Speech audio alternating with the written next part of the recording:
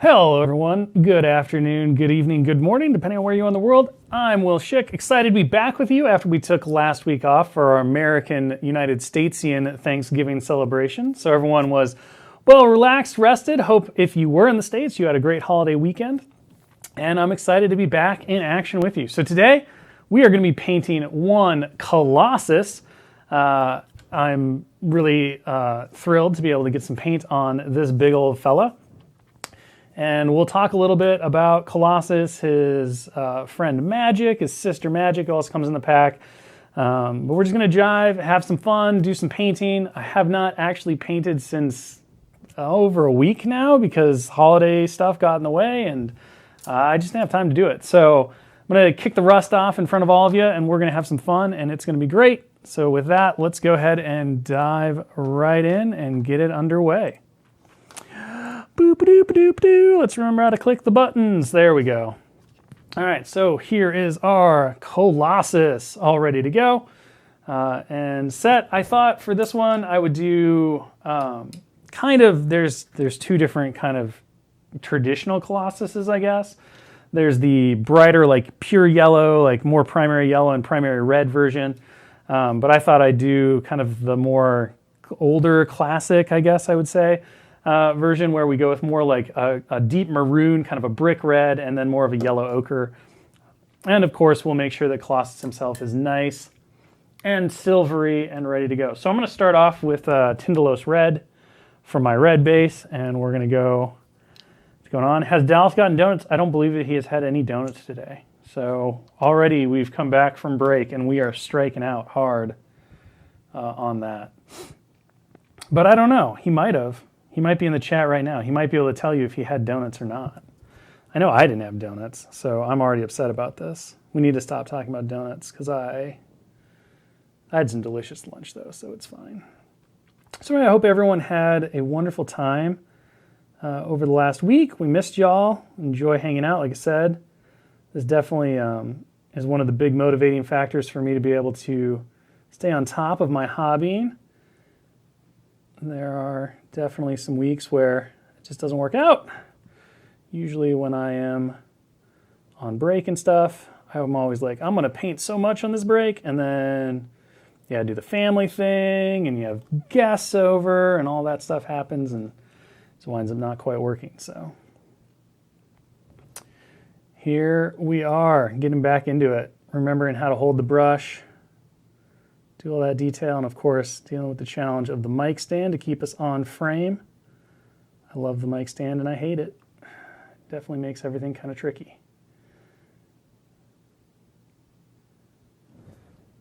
Going on in the chat. I think Colossi is the plural of Colossus. Colossus just doesn't roll off the tongue well. I assume by now that everyone in the chat and out there has checked out the latest and greatest rules updates. So as expected, hoped, we delivered the Marvel Crisis Protocol core rules updates as well as the character updates for several of the original characters that were designed before the game even released. We've been talking about that a lot. And we've been spending a lot of our hobby time and hangout time kind of focusing on those characters from the past. But today we're back onto the new, the forthcoming stuff, and Colossus is one of them. Very fun character to work on, and obviously a very iconic member of the X-Men team. For this version of Colossus, we definitely took a lot of inspiration from kind of his role as a protector of the X-Men, a big brother type. Not only because he wound up in a pack with his own sister, Illyana, also known as Magic, but we wanted the X-Men to really have that option in their affiliation for a really durable tank character that could absorb damage from the other, like more squishier characters, and then that could also punish enemies who got a little too close And I really like Colossus for a number of different factors. One, as we showed off at Mini Stravaganza, he of course has his classic synergy with Wolverine with Fastball Special, which makes Wolverine's ability to get into the fight that much quicker and start dealing damage and being the best at what he does so much easier and more potent. But you've also got some really fun synergies and stuff. I like playing Colossus a lot with Cyclops. The ability to be able to do an X-Slam very quickly can be quite huge for Colossus, especially if your opponent plays aggressively with a character. Colossus is likely to not take a ton of damage between Boujmoy and his organic steel abilities. He's got a lot of defensive tech, fairly good defenses. So having the ability to hand him power so that he can also do his big hits can be pretty clutch in situations. But Field Leader, probably one of Cyclops' best abilities just flat out, because who doesn't want to be able to move another character short, is also very key for Colossus to make sure that he can bodyguard where he wants to be, that you can get him back on points, that you can get him into the action faster. So I do really like him with Cyclops. And of course, Storm brings cover, which makes Colossus that much more durable, which is saying a lot between all of his tech. And of course, you have that once per round place from the leadership, which can also address Colossus's slightly slower movement, although being on a 50 mil base makes that short move not quite as slow as it is on characters like Crossbones and things like that. So he still covers distance quite well. I definitely think Colossus overall, I'm going to keep calling him Cyclops because I'm still not fully back from vacation even though it's Tuesday. Colossus is definitely one of those characters that you take when you want to play strongly to scenario because he's so durable, because he keeps the rest of the team fighting fit. He can really sit on a point and cause some pretty significant problems for your opponent. And he does have, of course, that great synergy with Fastball Special with Wolverine.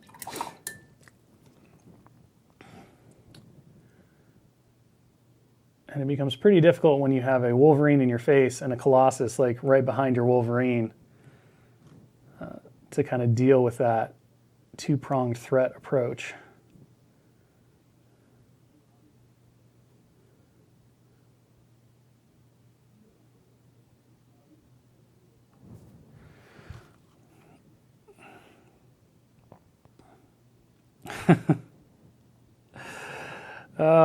No one here gets to be Vince McMahon, unfortunately.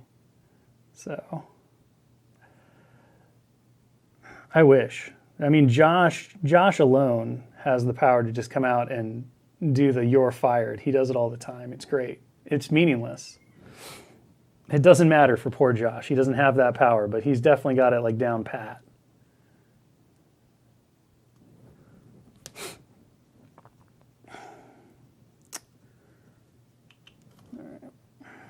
Finish out this first coat. We'll let it dry. We'll come back. This color is obviously not going to cover in one even over our Zenith Prime, but that's okay. We're just going to do two nice smooth coats. And if we have any roughness, we'll just come back and that second coat will help smooth out any of our brush strokes and stuff that are going on here.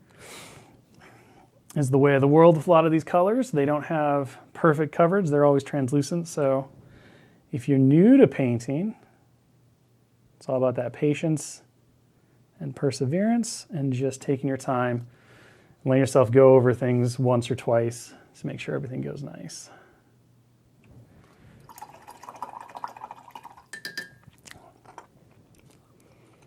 Well, we find out too when Rogue is affiliated. The affiliation lists get updated the month of their release, so they'll be added to the affiliation lists sometime next year.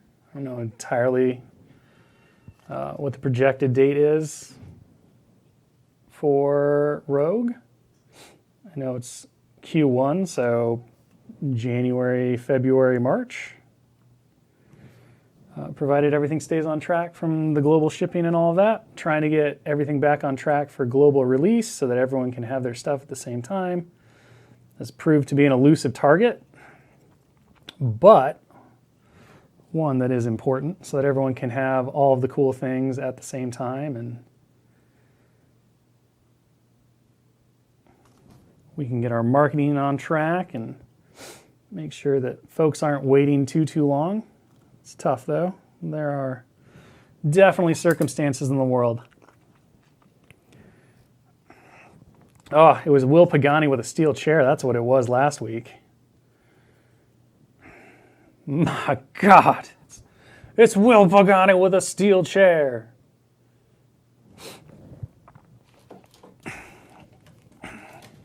Oh, all right, I think we're pretty good on this red.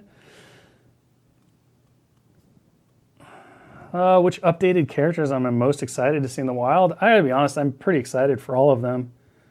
That whole project was a big time labor of love and excitement, and it was so gratifying to be able to go back and kind of do a reevaluation on all the things we had learned. You don't get that opportunity very often. So I was really thankful, keeping in the spirit of our recently finished holiday. I was very thankful that we got the opportunity to do that. It was really exciting to see people get excited about, the game balance kind of getting smoothed out a little bit in certain situations, having characters who were slightly above the curve get pulled back in, but not changing the way or the valuation of the character in general. Because you can definitely go overboard with stuff like that, and that's not what you want to do. We talked about that a lot too. It's like just because some character is really, really good doesn't mean that when you do a rare rebalance, you go back in and you make them bad or you make them average. It's just, okay, how are they performing above the curve? And there'll always be a curve, so there's always going to be somebody at the peak and there's always going to be somebody at the bottom. But the goal is always to make sure that those two ends of that curve are as close as possible. And so it was nice to go back in and kind of identify those areas and, pull things back. And I'm very, very happy with where everything wound up. I think the most satisfying thing has kind of been watching as people have done their deep analysis or their hot takes over the changes and kind of the updates, and being like, well, I think everything's kind of like in the middle now. Like there were a few people who rose in those classic tier lists that the internet loves now. There were a lot fewer S tier folks. There were a lot more A's and B's.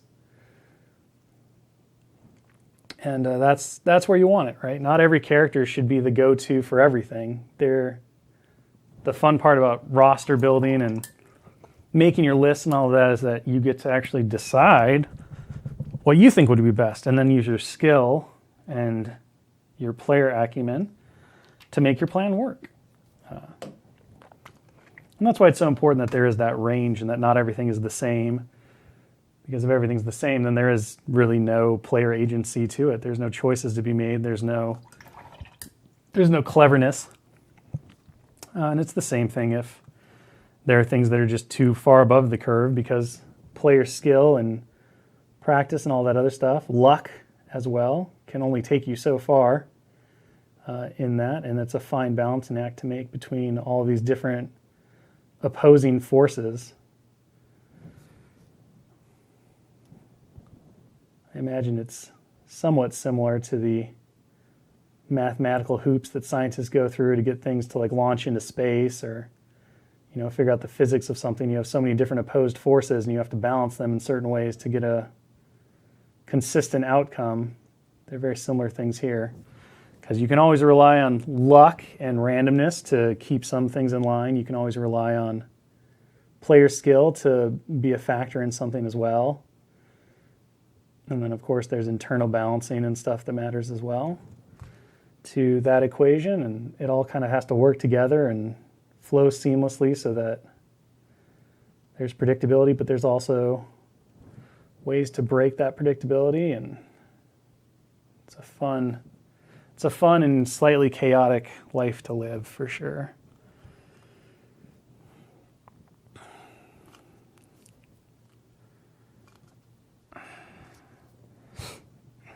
I believe that, yes, beast rerolls will be getting errated to have the updated reroll timing of Shuri and MODOK and a few of the others where it was adjusted.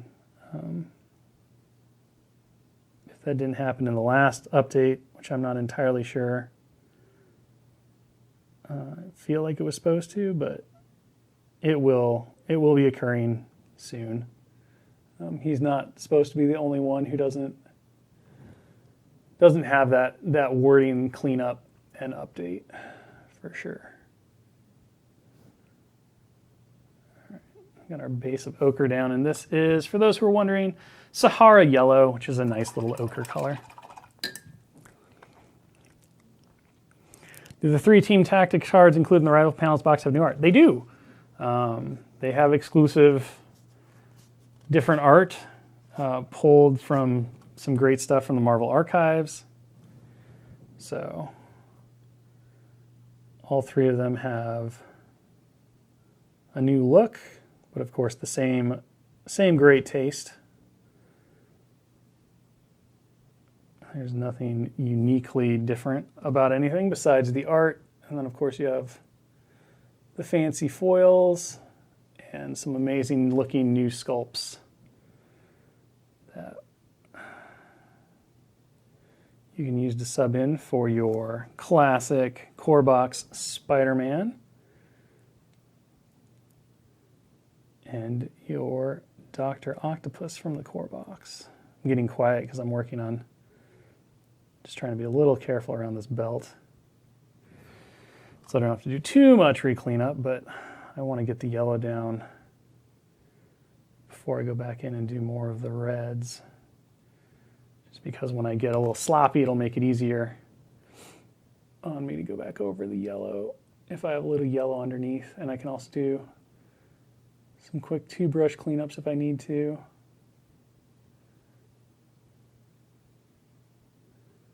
That make things okay.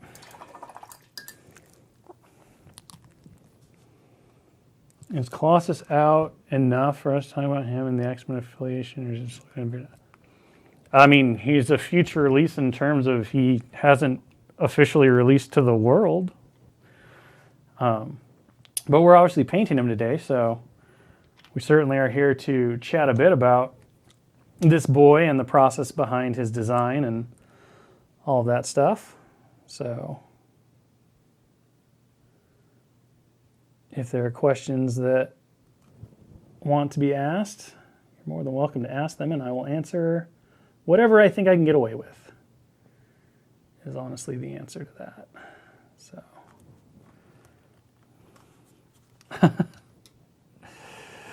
yeah, yellow is a very popular costume color, especially for the mutants. The X-Men's love of blue and gold, which equals blue and yellow, is it's impressive. I agree. I've never quite had the same practice because it was so easy for a long time to just avoid certain colors, like, oh, I don't want to paint yellow, so I just won't.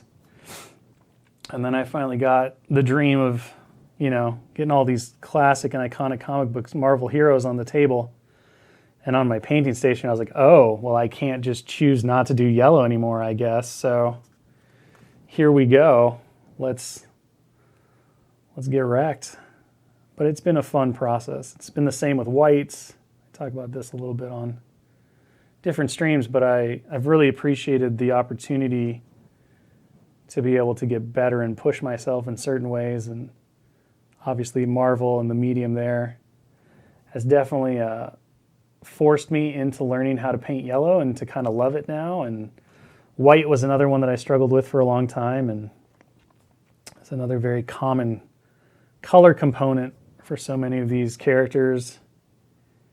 And so I've been working on both those schemes, and I've been getting better and better, and showed off several of the ways in which I've kind of explored them on stream and talked about my process for doing them, and been able to learn a lot from Dallas as well, because he has a couple of different ways that he likes to go about it depending on the process.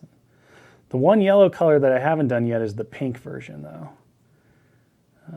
Michael Plummer and I were talking about it not too long ago, but you paint your undertones all pink, and then once the pinks are down, you then go to yellow, and it apparently makes really vibrant, poppy yellow, and it looks amazing.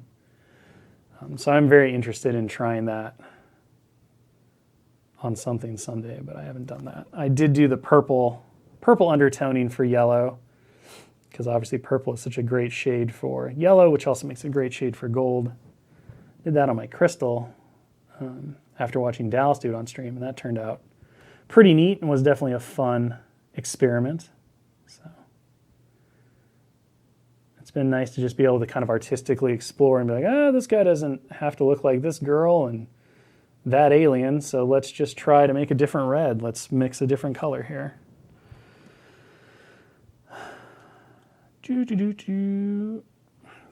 How easy would it be to switch the Sentinel arm with the girder from the Sentinel training kit? I mean, anything's possible for the hobbyist. You'd certainly have to probably do a little resculpting on the fingers, maybe. You can see like his hand is here, but his fingers are like dug into the Sentinel arm. So you are missing kind of this portion of the knuckle. So you'd probably have to do a little bit of like putty work or a little futzing to make it work. But I think that would be a very achievable and reasonable conversion to do. Look, if people can have She-Hulk throwing cars and apartment buildings and everything else, I feel like having Pitor throw a girder or hold a girder aloft is definitely reasonable. Definitely reasonable. So, but yeah, there's most of his hand is there if you took your time and care in clipping, or if you just, swapped out the hand for a different hand from another character that you had available or thought would be a good fit. I think there's a lot of ways to go about it that would work. The one thing I will say is that one of the things that you would lose out on, I'm just trying to decide if I want to do this hand silver, and I think I do. You do get a lot of really cool opportunity if you want to practice OSL or do some like cool lighting effects, because the Sentinel has that little blaster, kind of like Iron Man style repulsor blaster thing in its palm. There's a lot of opportunity to kind of be artsy and different and do some like ambient glows and stuff like that. But it kind of just all depends on what you would want to work on and everything else. Boop, boop, boop, boop. Paint your little face, Colossus. Then he's got that super sweet metal hair. Yeah, you could do some pizza boxes. Why not? He's the big brother. After a big, hard baseball game at the X Mansion, Colossus bringing the sweet pizzas, the pizza pies. I could see it. That's the scenario. That's the crisis we need. Baseball day at the school for gifted youngsters. How has Josh not had us make that yet? Boy's been slacking on his duties here.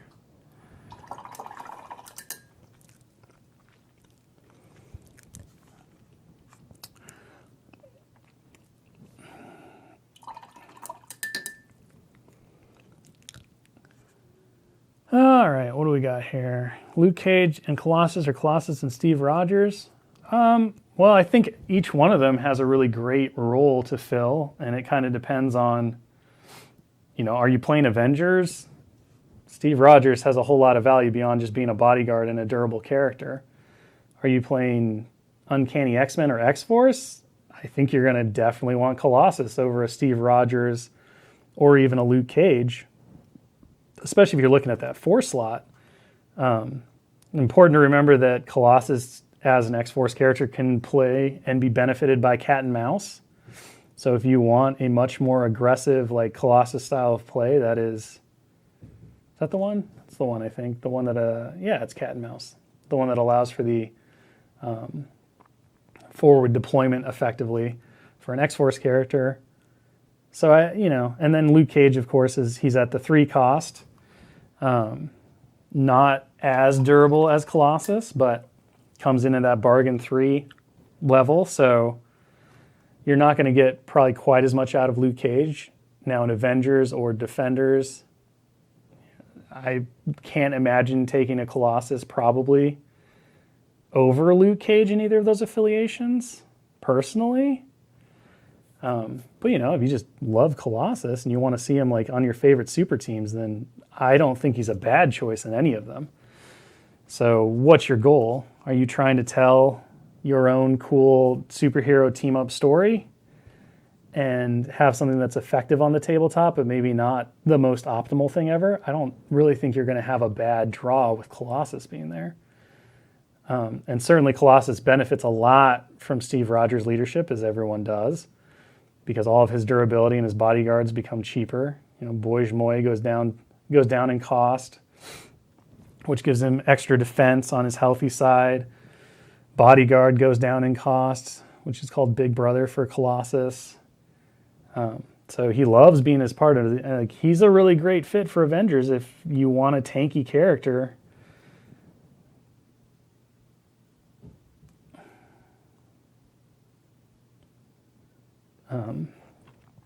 I don't know if I'd see him in some of the more offensively minded, like, bad guy teams, but maybe. I think he's a great fit in Brotherhood as well.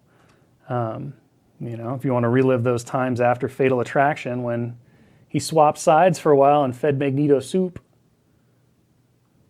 between his throw and kind of like what he brings to the table. He brings something very interesting to the Brotherhood teams with his bodyguard and his ability to protect your key pieces.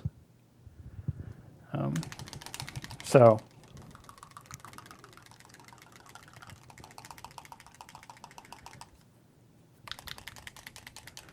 it's true.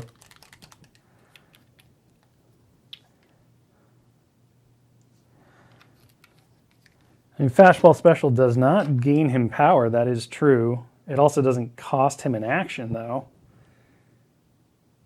So it comes back to, I think it just comes back to what's your game plan, what are you trying to accomplish? And that answer is going to be different for a lot of people. But we certainly saw Colossus be quite the bully in playtest. Like I said, I had a lot of success running him in my Cyclops X-Men squads. Being able to access his big X-Slam attack, utilizing other team members' power was really good, especially when I was playing against more aggressive enemy teams. And I got a lot of value out of that in those situations. And having team leader, I always feel, is so amazing because repositional short movements are phenomenally good.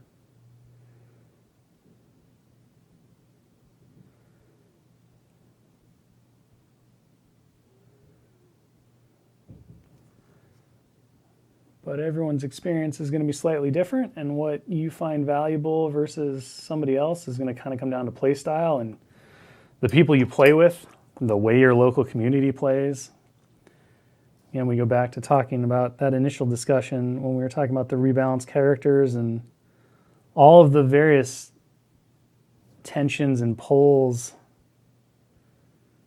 that happen to make a game quote-unquote balanced.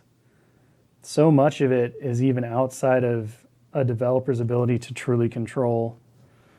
Like, I always think it's funny when gaming groups from different places and different countries come together and they talk about what's good and what's bad, and sometimes it's so radically different because, one community has really honed in on this play style, and so now you're like, well, that's the meta of this region, but it's not the meta of this region, and so how your group, how the people you play commonly against also play the game has a huge impact on what's good and what's bad. Quote unquote, good and bad. I don't think that's an objective truth in any way, shape, or form. Because again, it's heavily influenced by what are people playing, What are the dominant play patterns and forms in your area? And big convention, like national level conventions and events, they change that equation because they bring wider communities together. And of course, we have the internet now, so we can talk and discuss about tactics and strategies and play patterns in a much wider and broader way than we used to be able to. But if everybody around you doesn't play the way that the global community says the game should be played, their advice isn't going to mean squat to you because that's just not your experience.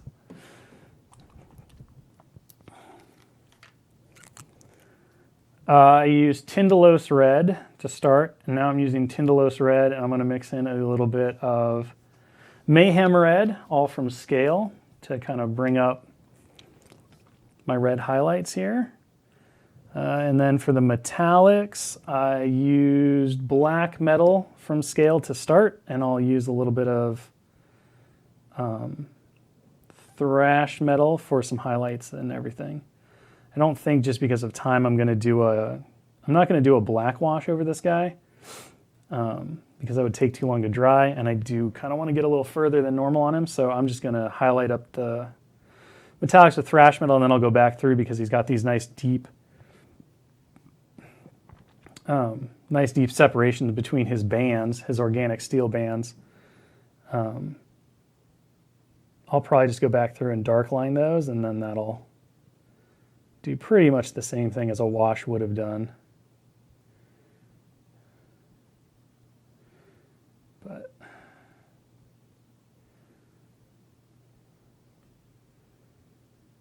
just kind of want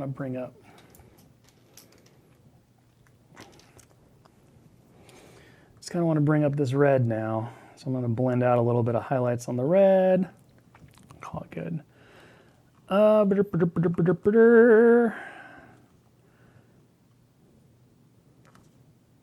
As far as Adepticon presence, I don't know yet. It will be very much based on where we are in terms of the COVID at the time and stuff. We've kind of learned it's best not to try to make too focused of plans. I do know that we're working with Adepticon and Asmodee. The central organized play folks at Asmodee are going to be having events for all the games. We talked about that at last mini extravaganza. But as far as like myself or Dallas or folks from the studio actually coming out, we're still in discussions about if that's going to be something that will work for us. Obviously, the comfort and safety of everyone at the studio is of utmost importance, as it is for all of you.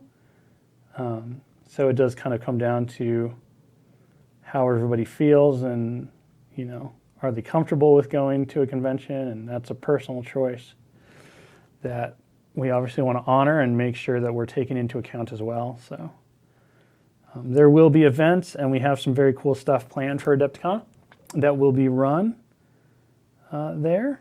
And I'm looking forward to seeing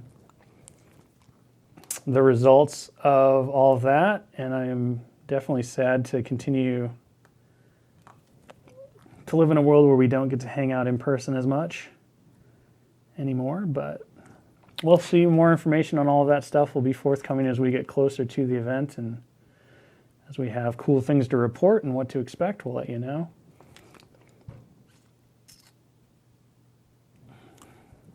Once we get there. But there will definitely be a presence for Atomic Mass, Marvel Crisis Protocol, and all of our other games at Adepticon. It should be a great time for those who attend. And for everyone who does, know that we'll be wishing everyone there a ton of fun and a ton of safety so that you can enjoy the convention experience and the good time and get ready to do it all again. The Worthy currently, yes, should be making its debut as it was supposed to last year. I believe the current plan or hope is that we will be able to do it this year at Adepticon, but I don't know if that has been 100% decided yet. There's some logistics to figure out. But as soon as we know for sure, we'll let people know. We've got the Odin. We've got the big old trophy. He watches over us when we walk in the office now. He hangs out on one of the file cabinets that's right by the door, so you can't get in the door without being under the All-Father's watchful gaze. I kind of feel like we need to start a whole supplication process, like sports teams that always like have to touch whatever marker above the tunnel. You have to like pat one of Odin's ravens, Mugen. You got to pat Mugen on the head for good luck when you show up. And then what's the other bird's name?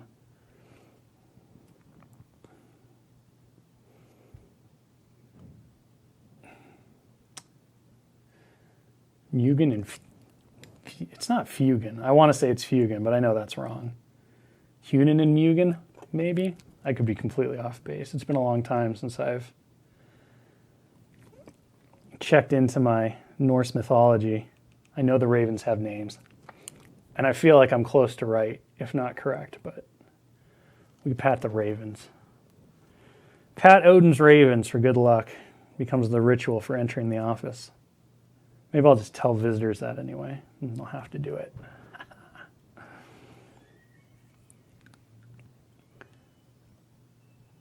I'm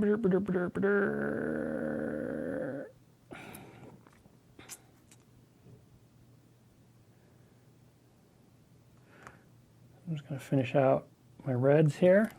I'm pretty happy with where this turned out. Got that nice deep crimson color that we were going for.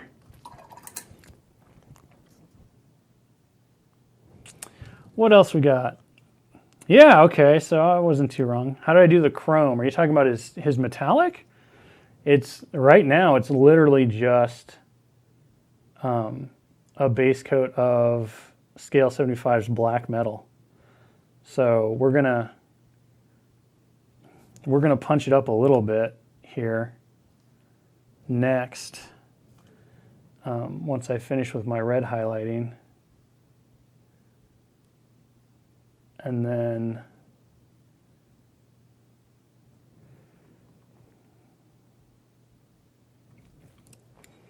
we'll go back and we'll kind of touch up we might touch up the yellow, or we might move on. What's this? What's this? Not what I wanted. Interesting. Interesting. Okay, we'll make it up. It'll be fine. I'm going to make a little bit of a red metallic. So the inspiration, he's kind of got red metal gauntlets. So I think we're gonna try to mix up a little. Normally I would use red ink tents and I'd mix it into like thrash metal. But I don't seem to have red ink tents right now, so I'm just going to kind of mix. The problem with mixing like Mayhem Red and Metallic is that you wind up going onto that pink side because you're mixing red and white effectively, so it gets a little pinky on you. But I think this will do in a pinch, and then once it's dry, we can bring it back down with a nice red ink wash, a little glaze. And we can deepen those colors with like red ink or blue ink or anything like that. So there's always several ways to paint a Colossus.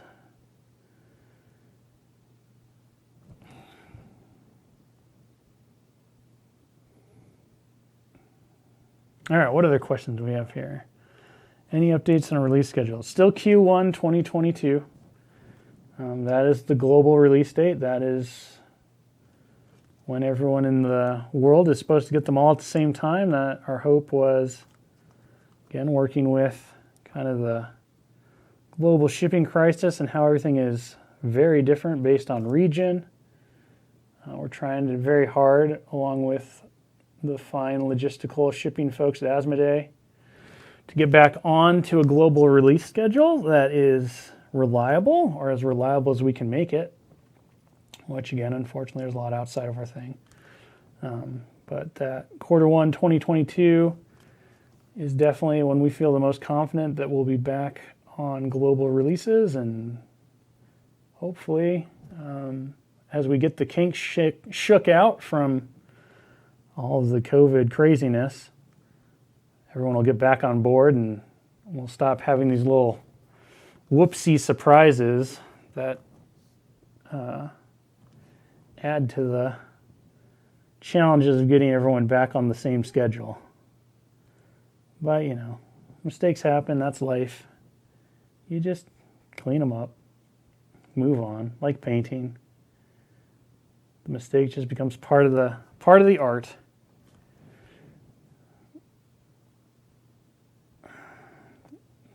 The painting wouldn't look the same if you didn't do the same thing. So kind of just accept the final process and work to correct anything that's wrong, and know that it got you to your end result anyway. We'll go back in and black out that X here in a second, but let's do the red while we're doing it. Oh my gosh. The bat lays eggs, that was terrible. Terrible.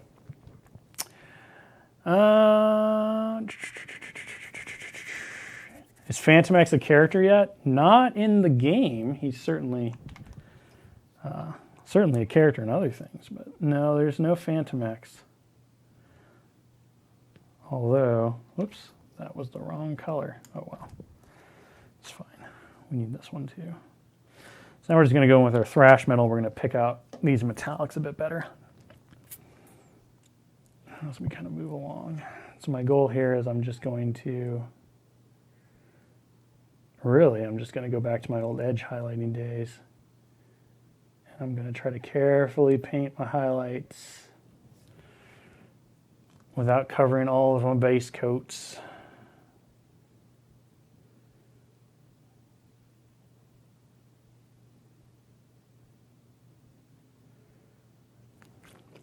Could really dry brush this too and probably have it work out pretty well.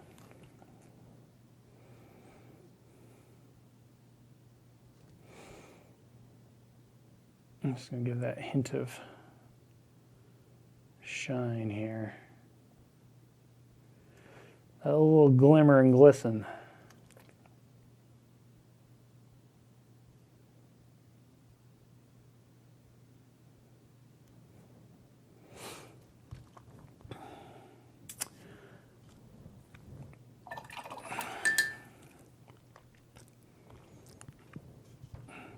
Yeah, it's very similar, I think, to like the Juggernaut, the classic Juggernaut reds and stuff that you see. So many of those colors were the same by character. Or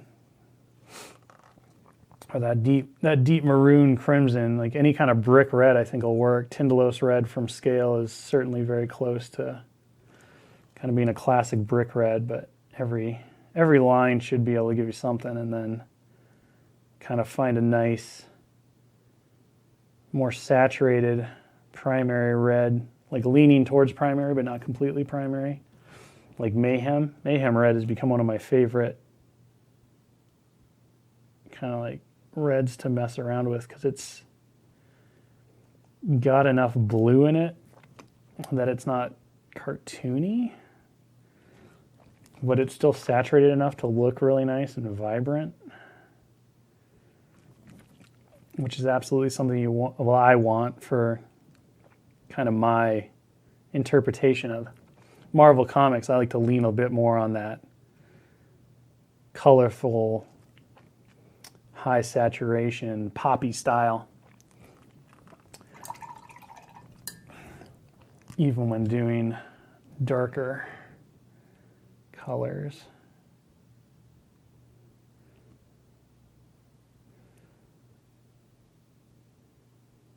Mayhem Red has been really useful. I've also really enjoyed working with the Chimeras, which I've done in the last several streams, and just using them to mix up whatever color I can kind of dream of with my limited understanding of how color wheels work. But every time I do it, I get a little better, and I learn something new, and that's what matters. I'm not trying to be an expert at something right when I get started. It's a process.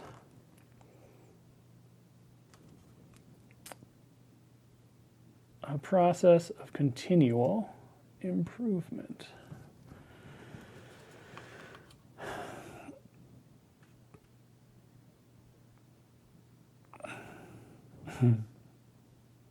All right, what else do we have questions-wise? It looks like we got about 13 minutes left, so.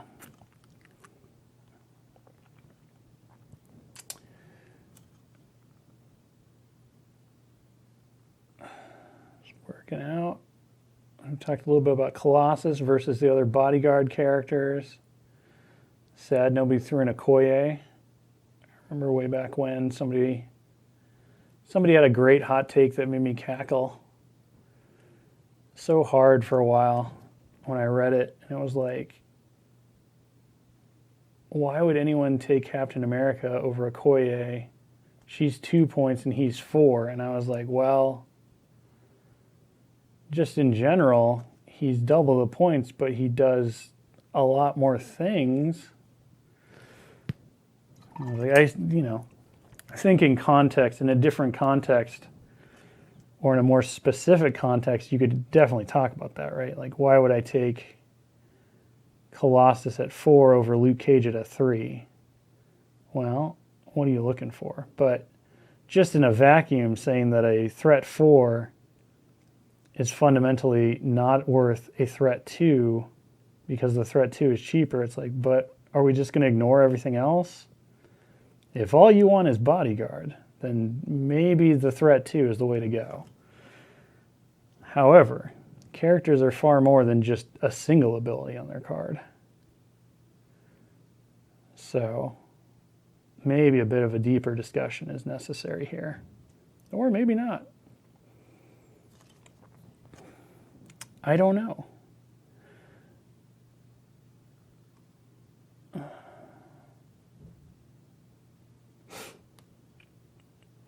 Oh, it's going crazy. Any hints around when we're going to expect some new stuff being teased? Oh my goodness. That's like so much a BK question. I'm supposed to paint the Sentinel arm in my Colossus colors. Ooh, I was not planning on getting the Sentinel arm today, but I'm not opposed. I like the cut of your jib.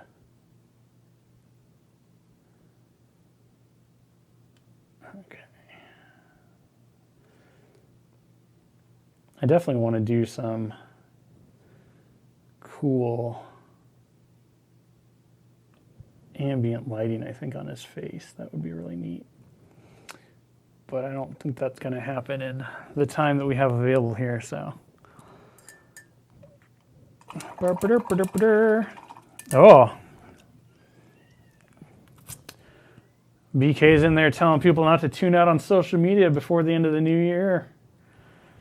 Sounds like he's got something planned. He's so silly, that BK. He's nothing but trouble, I tell you. There are, I think, 1 or 2 more surprises to go. We have lots of things in the works. And, well, global shipping crises and all of that other stuff have altered and changed plans. It hasn't really stopped how we've been working internally, so I will say that there's a lot of exciting stuff I can't wait for people to see for next year.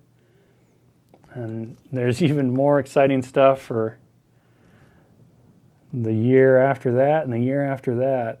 We are busy little bees here. But in all the cases,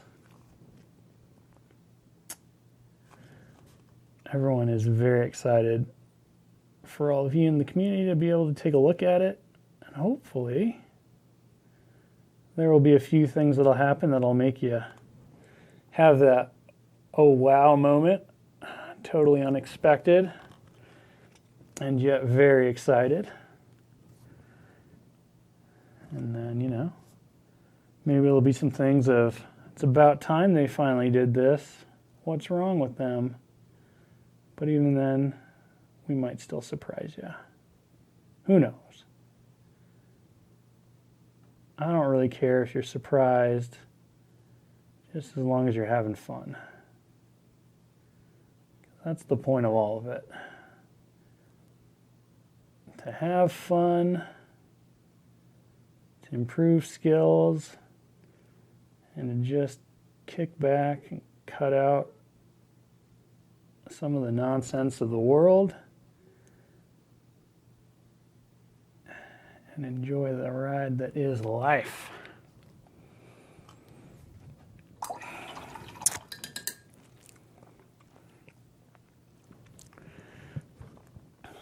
Nice. That's awesome. I'm glad to hear that communities are growing. It is obviously super important for us to continue to get to do what we do, but also, you know, it's just more fun to play games with more people. Come back through. Do a little bit of this dark lining here. I'm not going to get through all of it, but we'll just make the front look kind of nice.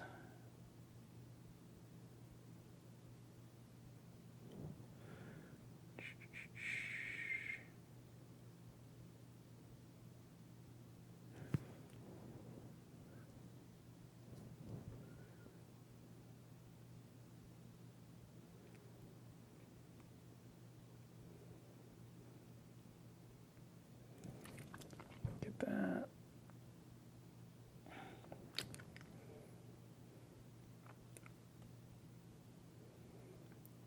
Do that. Yes. Yes, Gina. All right. Do I anticipate this pace of releases to stay steady over the next year? I mean, it's always been our goal, which we've stated multiple times. You know, our ideal is to always have new characters regularly releasing. You know, the pace has definitely slowed a bit for many reasons. And I think we'll hopefully move next year into a place where it'll be very stable and we'll get to that cadence that we wanted to be at this year. Because there is such a thing as too much of a good thing, and we want to make sure that we're kind of hitting that right balance of we're going to get to more new characters and hopefully people who haven't seen their favorite character yet will see that favorite character that they're waiting on sooner rather than later, you know? But the goal is, you know, it's always been two to three character packs, with 2 being more of the average and 3 being kind of an outlier, as the game's norm. And of course, delays and shipping crises and all of that stuff has definitely made that goal different. And we're still kind of working our way out of the madness and dealing with new things as they come up and all of that. But yeah, the goal is to hit an equilibrium that's steady and consistent and that is equal to all the world. Like I said, the reestablishing that global release date is really important. We want folks in Australia to be able to get the same cool things as those in the United States or Canada are getting them at the same time that everyone in the EU and the UK is getting them. That's always the goal when it comes to the fine and amazing folks that work at Asmodee. in the shipping and logistics department when it comes to us working our tails off to hit production schedules and deadlines and everything else. Like, nobody here is excited when things get delayed. And nobody here is excited when release plans have to change because of X, Y, or Z reason. You know, it's disappointing to everybody. It's disappointing to you all out there. It's disappointing to us. It's disappointing to our parent company at Asmodee and all the folks who worked their butts off to make the products from and get them distributed around the world. Will we get there? Who knows? But we're going to keep trying. Just like we keep working at improving our skills in the hobby, we're going to keep on trying every day.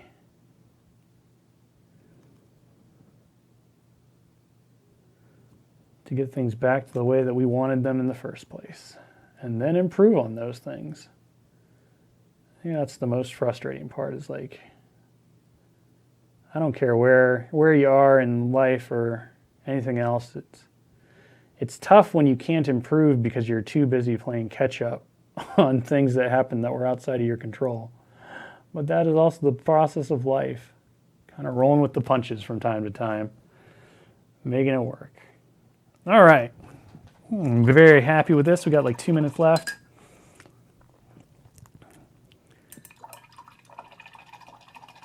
Oh, we've talked about all kinds of things. Big things, small things, gigantic things. And we're definitely always looking at everything, so. What else do we have going on here? That's right, Rowan. You get to deal with it all the time. These folks only have to like handle my wisdom, my old-timey wisdom, like once a week, maybe twice. Although nowadays when we wind up playing games, it's probably not so much wisdom, it's just madness. Madness!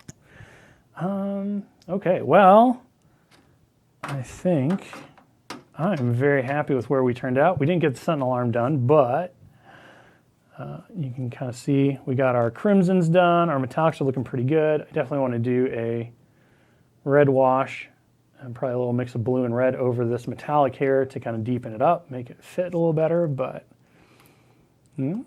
for not having access to a black wash, I think that metallic turned out really nice. We can go clean that up. We can go back in and just kind of like really quickly pop in a little bit of this yellow, reclaim it a little bit, just give it that nice like punch. But that won't take too long. Kind of see here as we like work it out. That pack, and then do some fun stuff. Maybe go back in with some glazes and some washes and do some cool ambient lighting on Mr. Colossus. I keep doing it. Colossus' face. I keep wanting to call him Cyclops. That's my day. This is where I'm at on this Tuesday afternoon. Is all Colossuses will now be known as Cyclopses. I don't know if it would work the other way around, though. It's very strange. We'll just go back through and kind of reclaim up some of that yellow and get it nice and poppy. Ready to go. So very happy with where we got to on this Colossus. He's almost table ready, minus the base and the little Sentinel arm.